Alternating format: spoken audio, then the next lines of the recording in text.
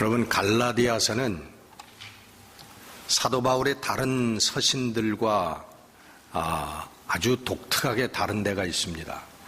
왜냐하면 시작과 끝이 아주 판이하게 달라요. 오늘 말씀을 듣고 여러분 갈라디아서를 한번 쭉 읽어보시면 이 갈라디아서가 아마 한눈에 들어오실 거예요. 갈라디아서의 시작은 6절에서부터 시작됩니다. 1절부터 5절까지는 우리 인사의 말씀이고 6절이 진짜 시작인데 6절 말씀에 보면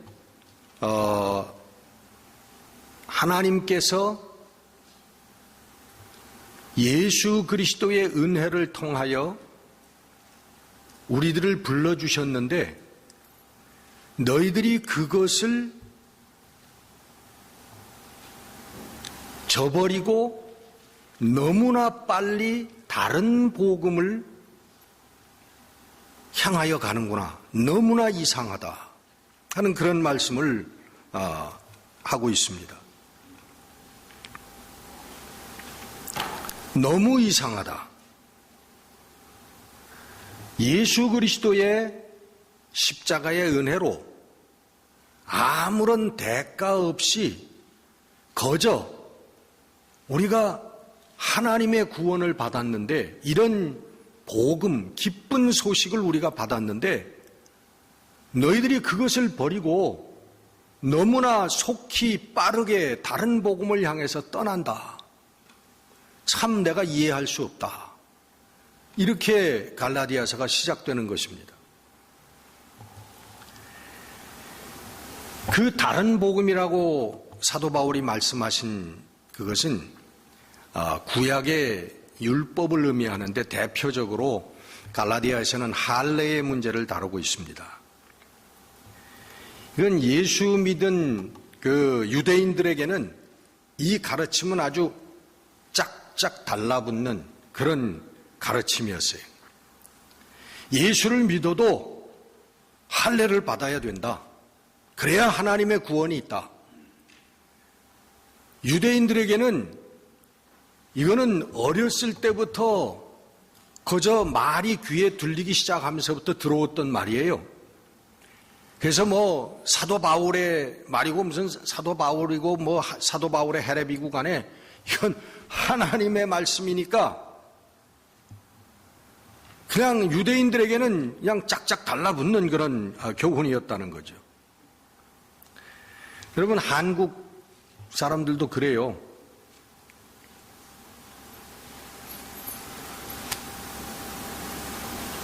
우리 새벽 기도해야 된다. 이 새벽 기도 우리 한국 분들에게 너무나 아주 그냥 짝짝 달라붙는 그런 개념입니다. 옛날부터 우리 어머님들이 새벽에 목욕 재개를 하고 일어나서 정한수를 떠놓고 뭐 신령에게 빌었는지 하나님께 빌었는지 그 빌었던 거, 이 개념이 그냥 새벽 기도해야 된다. 아주 그냥 짝짝 달라붙는 그런 개념이에요. 뭐 산기도 한다, 금식기도 한다. 이것도 아주 그냥 우리 한국 사람들에게 짝짝 달라붙는 그런 신앙의 개념입니다. 명산대첩을 찾아가지고 우리 신앙의 선배들이 기도했고요. 예수님을 몰랐을 때도 기도 생활들을 했고, 저 산속에 들어가가지고 생쌀을 씹어가면서 소나무 잎을 씹어가면서 3년, 4년, 5년씩 수도 생활을 한 이런 개념들이 우리들에게는 일찍부터 있었습니다. 하나님도 그냥 그대로 받아들이는 거예요. 우리는 하느님이 있었고 하늘님이 있었고 하느님이 너무나 자연스러운 거예요. 그 명칭이.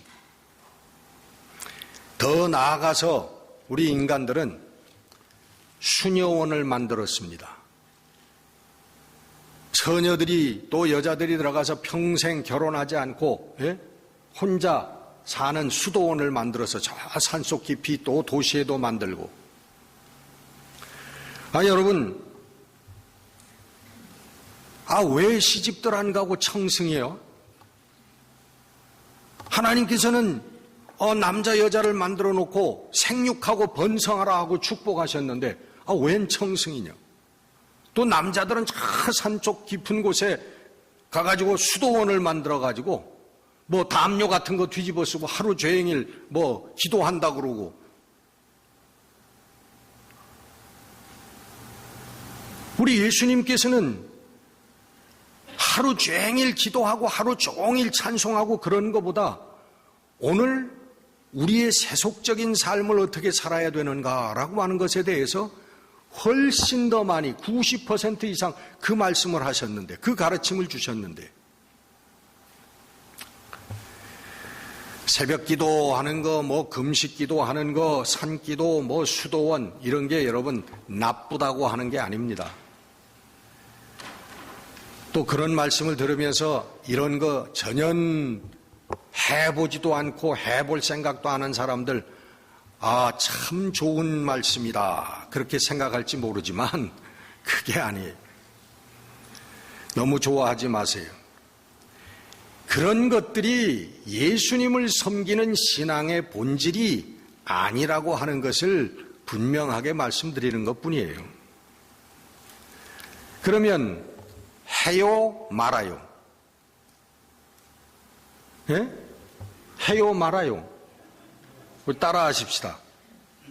안 해도 돼. 따라 하시라니까. 용기들이 없으셔. 안 해도 돼. 하면 더 좋아. 여러분, 그런 거예요. 이 시작이 여러분 그렇게 시작을 합니다. 갈라디아서의 시작이, 어떻게 너희들이 내 복음을 이렇게 받았는데 이렇게 빨리 속히 떠나버리고 마느냐. 이상하다. 난 이해할 수가 없다. 근데 마지막은 오늘 본문에 우리 17절인데 18절은 인사 말씀이에요. 주 예수 그리스도의 은혜가 너희들에게 충만히 있을지어다. 이게 인사 말씀이에요. 우리가 일반 편지를 쓸 때도 그러잖아요. 간에 두루 평안하시고 건강하시기를 바랍니다. 안녕히 계세요. 여러분, 그런 편지 받았다고 해서 여러분 간에가 두루두루 평안하게 되고 건강하게 되고 그래요? 인사 말씀이란 말이에요. 근데 여러분, 그게 얼마나 중요하냐 하면, 무슨 말씀이냐 하면, 여러분 무조건 축복하라는 거예요. 누구든지 축복하라고 하는 말씀인 줄 믿습니다. 여러분들이 스스로 이 사람은 복을 받을 사람, 이 사람은 복을 받지 못할 사람, 여러분들이 스스로 구분해가지고 축복하거나 축복하지 않거나 그러지 마시고 무조건 축복하시라는 거예요. 그러면 받을 만한 사람은 받고 받지 못할 사람은 못 받는다. 예수님께서 하신 말씀이 그러잖아요.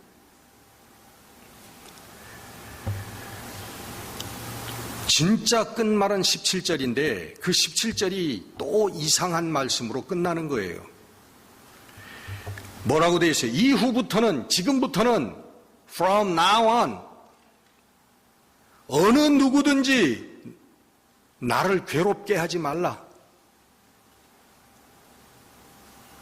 이렇게 여러분 끝나고 있습니다. 이게 사도 바울의 갈라디아서의 결론이 이후부터는 누구든지 나를 괴롭히지 말라. 내 몸에 예수의 흔적을 가졌노라. 누구든지 나를 괴롭히지 말라. 여러분, 어떤 사도 바울의 서신을 봐도 이런 끝말이 없어요.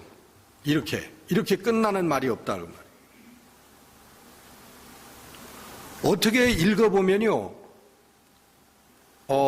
거의 협박, 공갈 같은 그런 그 느낌도 들어요.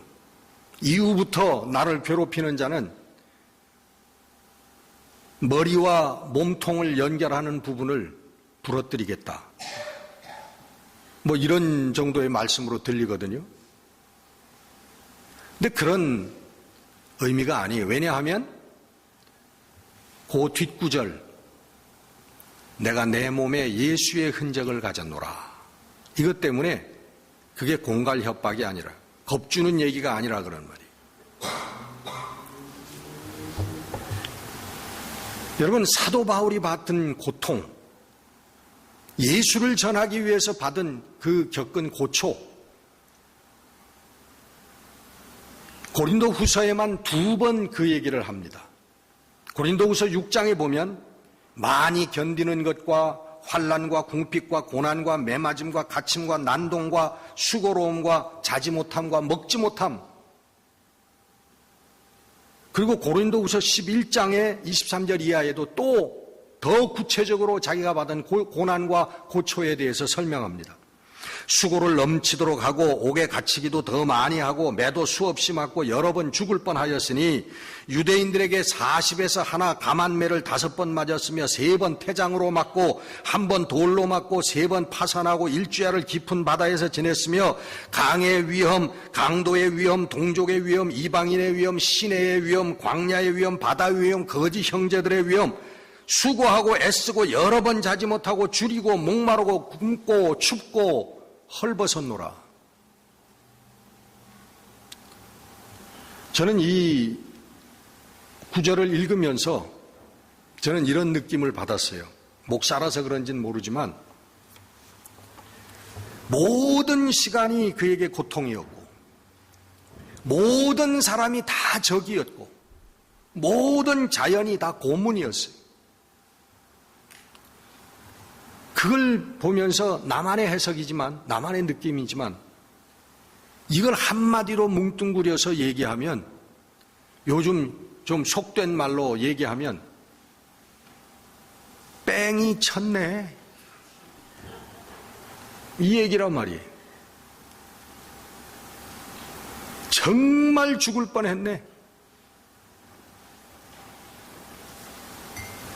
내가 하나님의 영광만을 위하여 내가 살려고 결심하고 시작했지만은 정말 이 정도일 줄은 몰랐어. 그런 느낌이 다 오는 거예요. 왜냐? 사도 바울이 그렇게 이 모든 것을 구체적으로 기억을 하고 구체적으로 진술을 하고 있는 거였어요. 얼마나 사무쳤으면 잊어버릴 수가 없는 거야. 그래서 그런 느낌이 확 와요. 야, 정말 살아 이런 인생이 어디 있냐. 근데 그 다음 구절, 이게 고린도후서 11장에 나오는 말씀인데 그 연이어서 나오는 고린도후서 11장 28절의 말씀을 보면 아, 그게 아니구나 하는 말씀이 생각이 들어가요. 이 외의 일은 고사하고 아직도 날마다 내 속에 눌림이 있으니 그 고난당한 모든 일들 그 외에 또 그런 것들은 다 고사하고라도 그때부터 그 옛날부터 시작해서 오늘 지금 이 순간까지 내 마음속에 눌림이 있는데 그것은 내가 모든 교회를 위하여 염려하는 것이라. 여러분, 모든 교회라고 하는 게 뭡니까? 성도를 위해서 내가 오늘도 처음부터 시작 끝까지 오늘까지 내 마음속에 눌림을 받고 있다. 그런 얘기를 하시는.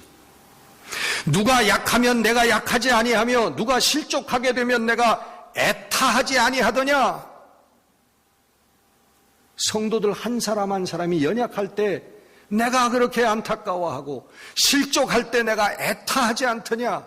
믿음을 잃어버리고 떠날 때에 잘못된 가르침에 혹해서 살 때에 내가 그렇게 애타하지 않더냐.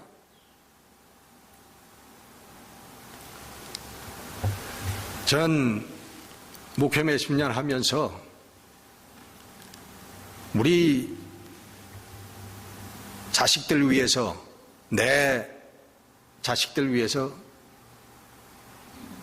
기도해 본 적이 많지 않습니다. 사실은 어렸을 때 뭐 아주 갓난애 열이 펄펄 나고 뭐 그러면 기도했지만 웬만큼 자라면서부터는 뭐 어디가 뭐 아주 크게 부러지지 않은 다음에 무슨 큰 병 걸리지 않으면 거의 기도해 본 적이 없어요.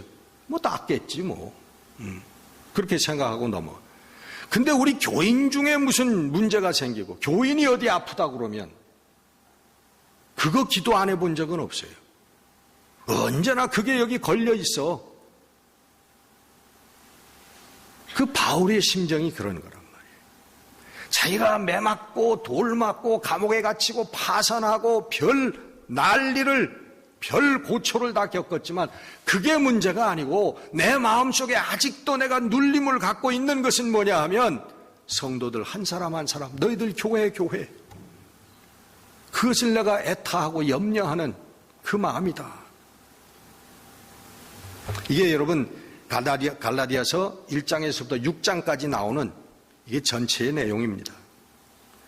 믿음의 의로 여러분 율법의 의가 아니라 믿음의 의로 하나님의 자녀가 되었는데 이 복음, 이 기쁜 소식을, 이 좋은 소식을 버리고 너희들이 율법의 행위와 율법의 그 지킴을 통해서 구원을 얻으려고 하는 그런 다른 복음으로 떠나가는구나.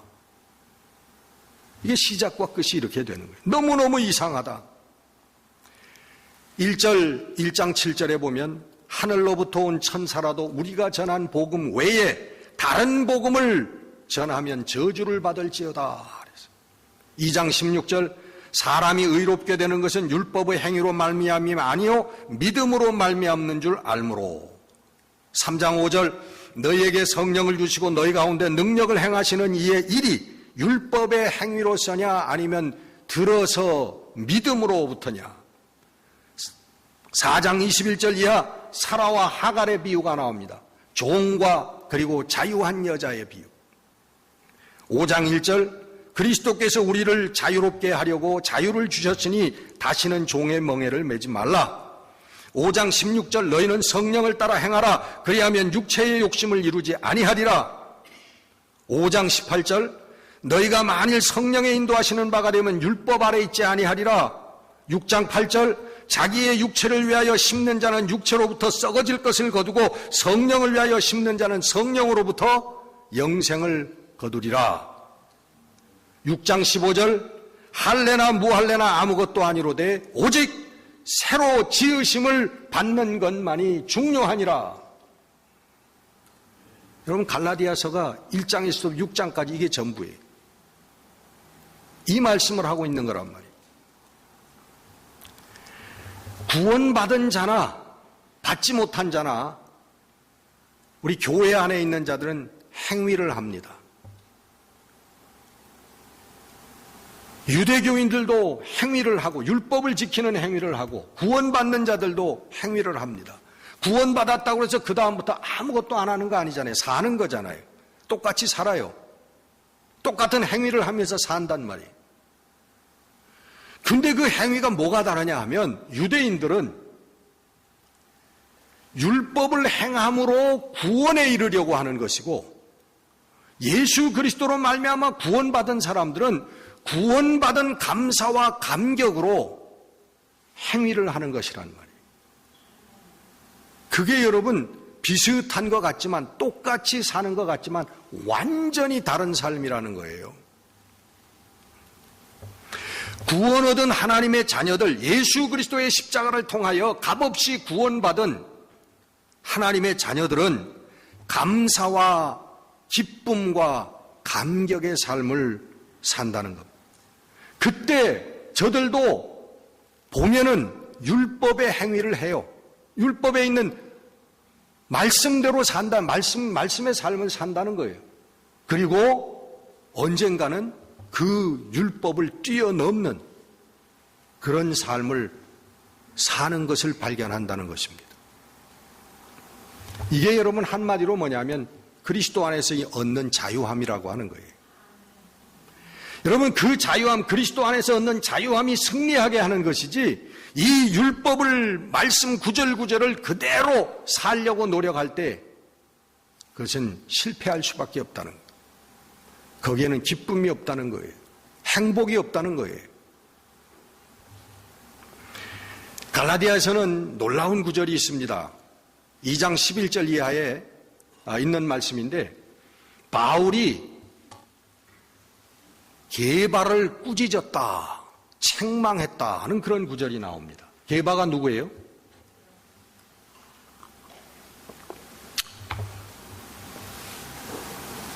누가 예수님하고 더 가까워요?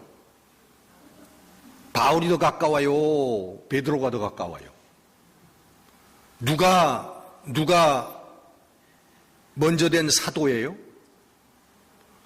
근데 새까만 바울이 예수님의 대사도 베드로를 책망했다 하는 구절이 2장 11절에 나온다고.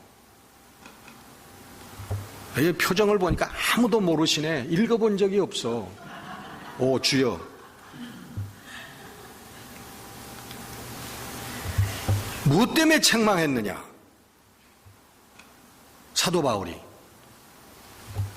베드로가 이방인들하고 먹고 있을 때에, 관계를 가지고 먹고 있을 때에 할례당들이 예수 믿어도 할례 받아야 된다고 하는 그 유대인들이 내려오니까 저희들이 두려워서 피했다는 거예요.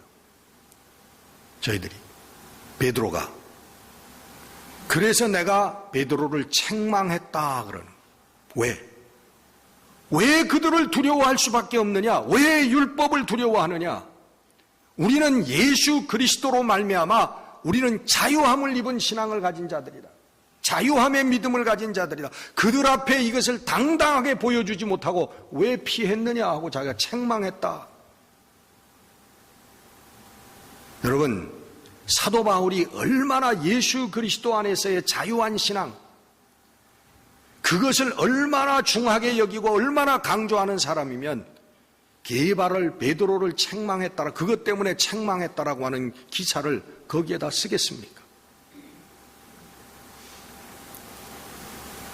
여러분, 예수 그리스도의 십자가로 구원함을 받은 성도들은 신앙생활이 기뻐서 하는 거예요. 할렐루야. 여러분 다 신앙생활 기쁨으로 하고 계시죠? 기뻐서 하지요? 예? 기뻐서 우리 교회에 나오시지요? 기뻐서 새벽기도 나오시지요? 기뻐서 수요 예배 나오시지요? 기뻐서 성경을 보지요? 왜 점점 아멘 소리가 자꾸만 줄어들어가요? 여러분, 이게 기쁘지 않은 사람은요, 아직 그리스도 안에 자유함을 얻지 못했다는 거예요. 야, 벌써 주일이네. 일주일이 이렇게 가냐? 오늘도 주일날 1시간 일찍 나와야 되는 걸 모르고 못 나온 사람들 분명히 있을 거예요. 관심이 없는 거예요. 예배에 대해서 관심이 없고 예배에 대한 사랑이 없는 거예요. 여러분, 예수 그리스도로 말미암아 그 예수 그리스도 안에서, 지난 시간 제 설교가 그렇잖아요. 예수 그리스도 안에 하나님께서 보시는 것은 연약하고 부족하고 추한 나의 모습을 보는 게 아니라 예수 그리스도 속에 들어가 있는 우리를 보신다는 거예요. 그래서 우리를 거룩하게 보시고 의롭게 보시는 거란 말이에요. 할렐루야. 여러분, 이거보다 기쁜 소식이 어디 있어요? 그래서 우리가 하나님의 자녀가 되는 거지, 내가 내 자신을 몰라요? 여러분이 여러분 자신을 몰라요? 여러분 그렇게 거룩하고 그렇게 의롭고 그렇습니까, 여러분? 아니에요. 그렇게 거룩하고 그렇게 의로워서 하나님의 자녀가 됐냔 말이에요. 아니에요. 우리가 예수 그리스도 속에 있기 때문에 하나님이 예수 그리스도의 거룩함과 예수 그리스도의 의로움을 바라보시기 때문에 우리를 당신의 자녀로 인정해 주시는 거고, 에베소에 있는 말씀처럼 하나님의 보좌 오른편에 예수 그리스도 안에서 앉히셨느니라 과거형으로 말씀해요. 이미 구원받았을 때 우리는, 우리의 정말 참모습은 하나님의 거룩하신 보좌 우편에 예수 그리스도가 계신 거기에 우리의 본체가 앉아있다는 것입니다. 여러분, 이걸 진실로 깨달은 신앙은 기쁠 수밖에 없는 거예요. 이것 때문에 기뻐요. 이것 때문에 행복해요. 그래서 이 기쁨의 신앙생활은 우리가 율법을 몰라도 모르는 가운데도 다 지키고 뛰어넘는 거예요. 율법을 연구하고 이걸 지켜야 되겠다라고 이를 부득부득 갈면서 사는 사람들은 절대로 그 율법을 다 지킬 수 없지만은, 율법을 몰라도 예수 그리스도 안에서의 참된 기쁨의 신앙생활, 자유함의 신앙을 얻은 사람들은 율법을 몰라도 다 그것을 지켜내고 뛰어넘을 수가 있게 되는 것입니다. 금년에는 새벽기도, 주여 예배, 주일 예배는 물론이고, 모든 거기에 내가 죽어도 참석하겠다, 개근하겠다. 못하던 사람이, 하던 사람은 그런 생각도 안 하겠지만요. 여러분, 그러면 그게 우리 스트레스가 돼가지고 막 주름이 쭈글쭈글 늙어요. 그 스트레스가 된다니까. 그게 여러분 신앙의 짐이라는 게 그런 거예요.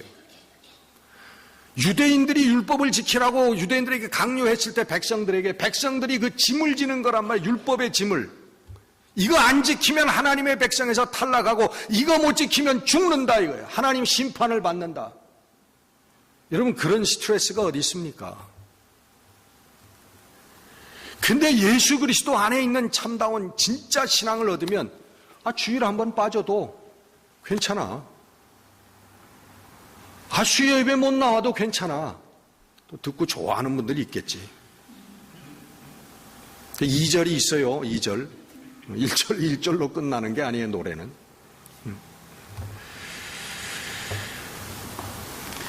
여러분, 감사와 기쁨으로 하면요, 내가 했다라고 하는 기억도 없는 거예요. 내가 지켰다라고 하는 거, 해냈다라고 하는 기억도 없는 거예요. 우리 교회 노아묵의 권사님이 수요제마다 손자를 데리고 나와요. 제가 옆에서 이렇게 보면 사랑. 예? 허리가 부러져도 기쁜 거야. 여러분, 저도 애 좀 봐서 아는데 이거 애 몇 시간 보면요, 허리 그냥 장난이 아닙니다. 이거. 사랑하기에 여러분, 그 수고가 아니라 기쁨이 되는 거예요. 하나님을 사랑하기에, 예수 그리스도를 사랑하기에 예배가 우리에게 짐이 안 되는 거예요. 기쁨이 되는 거예요. 행복이 되는 거예요. 여러분, 이런 신앙생활을 해야 돼요. 여러분, 내가 금년에는 성경을 10독은 하리라. 10독?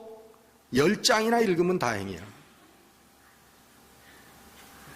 여러분, 주님을 사랑하면서 성경을 보면 나도 모르게 10독도 하고 100독도 하고 넘어가는 거예요. 몰라 내가 얼마나 읽었는지 알 수도 없어. 그거 세는 것 자체가 이상한 거지. 네?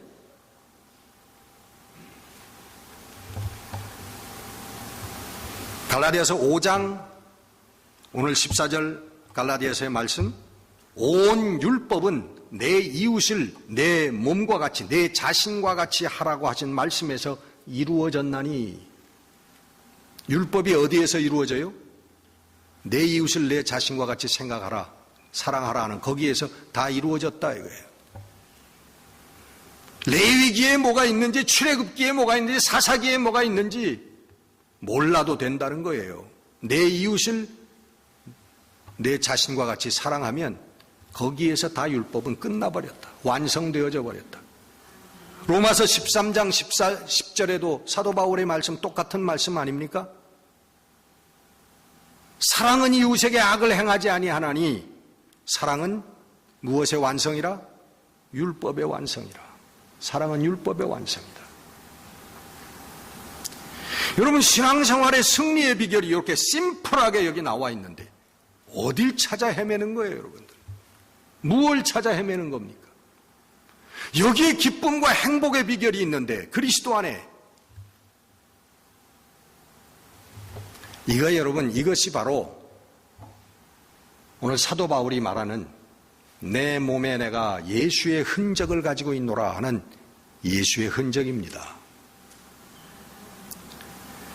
혹자는 그렇게 얘기합니다. 사도 바울이 그 1차, 2차, 3차 전도여행을 하면서 그렇게 상상을 초월하는 그 고초를 받아 몸에, 그 당시에는 로마의 채찍 여러분 잘 알죠. 채찍 끝에다가 쇳덩어리를, 자그마한 쇳덩어리를 매달아 가지고 한 번 치면 살점이 우두둑 다 뜯겨나가는 그런 채찍이라고 그래요. 그걸 태장을 맞고 채찍을 맞고 몸에 온통 상처투성이었다. 그게 예수를 위해서 받은 그 고난의 흔적, 그것이 바로 오늘 갈라디아서 6장 17절에 말하는 내 몸에 내가 예수의 흔적을 가졌노라 하는 그 흔적이라고 얘기하지만 성경을 자세히 읽어보세요. 사도 바울이 그것을 흔적이라고 얘기하고 있는 게 아닙니다. 흔적, 스티그마타, 히브리어에, 헬라어에, 영어에 스티그마라고 되어 있습니다. 그리고 요즘 현대 성경은 마크라고 번역을 하고 있습니다. 표식. 옛날 여러분 스티그마라고 하는 거는 인두를 불에다 달궈가지고 거기에다가 문자를 쓰던가 표시를 해가지고 자기 소나 양에다가 이거 내꺼 하고 지지는 거예요. 엉덩이에다가. 그러면 그 소나 양은 죽을 때까지 그 흔적이 없어지지 않아요. 어디 가서든지 이거 내 거라고 하는 걸 아는 거예요. 그리고 사람에게도 그렇게 했어요. 어떤 사람? 노예에게 그 인두로 지져가지고 표식을 해놨단 말이에요. 이거 내 거. 여러분, 사도 바울이 내 몸에 내가 예수의 흔적을 지녔노라 한 게 그래서 채찍 맞아서 찢어진 상처 아닙니다. 그게 아니에요. 뭐예요? 너는 내 종이라. 예수님께서 화인을, 불에 인을 찍어주신 그게 여러분, 그게 사도 바울이 얘기하는 내가 예수의 흔적을 가졌노라 하는 그 스티그마, 예수의 표식이었단 말이에요. 그게 또 어디서 증명되냐 하면은 여러분, 갈라디아서에는 사도 바울이 내가 예수 그리스도의 사도라고 하는 것을, 자칭 사도라고 하는 것을 강조하는 구절이 많이 나오는 성경입니다.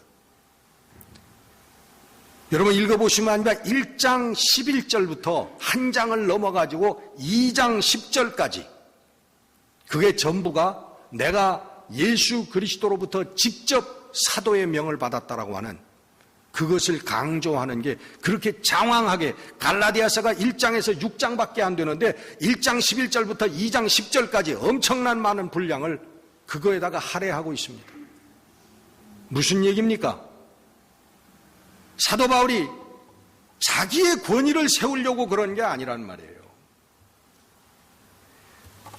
내가 예수 그리스도로부터 보냄을 받은 사도로 인정을 받은 사람이기 때문에 내가 너희들에게 전한 복음과 가르침이 진짜라고 하는 것을, 그것을 증명하려고 하는 것이에요.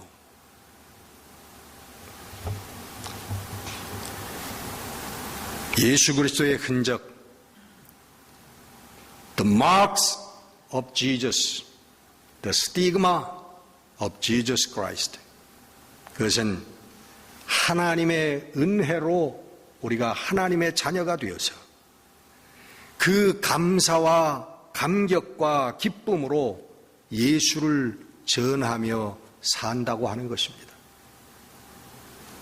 그게 여러분 우리들에게 있는 예수의 흔적이, 바울처럼 특수한 삶을 살든지 아니면 우리처럼 평범한 삶을 살든지 그게 문제가 아니고 감사와 기쁨과 사랑으로 사는 삶,